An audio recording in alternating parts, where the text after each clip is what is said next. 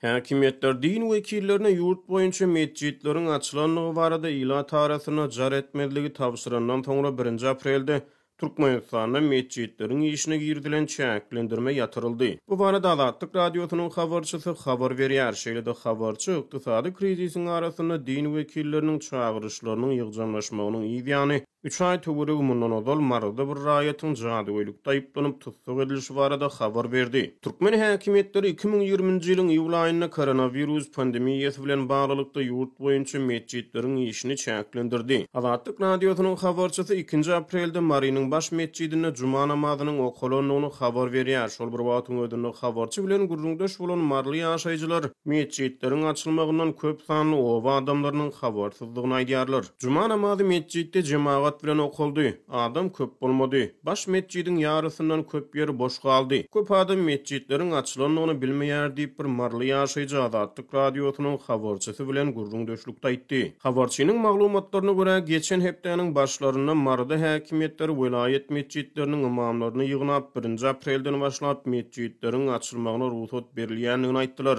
Ýöne din wekillerinden bu barada ila tarasyna jar etmezligi tapşyrdylar. Adamlaryň köp bölegi habarsyz galdy. Oba ýerleriniň imamlary mescitleriň açylanlygy barada obalara jar etmediler diýip ençeme oba ýaşaýjylary habarçy bilen gurrundaşlykda aýtdy. Türkmenistanda häkimetler geçen ýylyň tomutunda koronavirus pandemiýasynyň arasyna bazarlaryň, din jalyş merkezleriniň, kafeleriň, restoranlaryň, şäher ara transport gatnawlarynyň hemde mescitleriň işini çäklendirdi. Türkmenistanyň saglyk goraýyş edaralary ýurt boýunça resmi taýdan hasaba alynan koronavirus hadisesi barada habar bermeýärler. Häkimetler din wekillerinden mescitleriň açylanlygy barada ila tarasyna jar etmezligi talap edip serasaplyk bilen mescitleriň işine ruhsat berýän mahaly Azatlygyň habarçysy bilen gurrundaş bolan din wekilleri Oraz aýynyň öňü syrasyna şu aýyň dowamynda mescide gatnajak adamlaryň sanynyň köpeljekdigini çaklaýar. Ýöne din wekilleri bu ýagdaýy adamlaryň din meýilleri bilen näleýsem ýurtda dowam edýän azyk krizisi bilen ilteşdirýärler.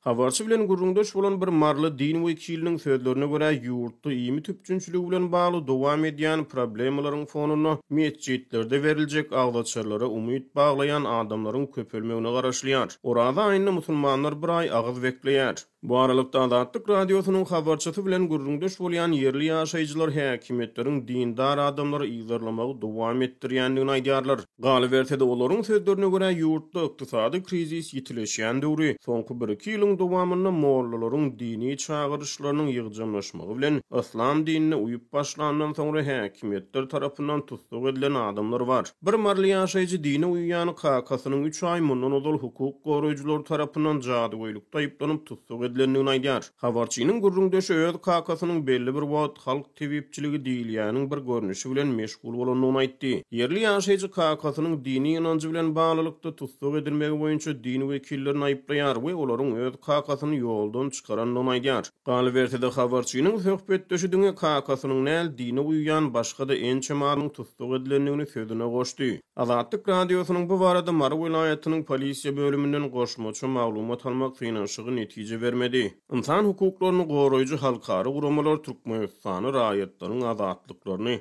şol sany din azatlygyny çäklendirmekde tanqid edýärler.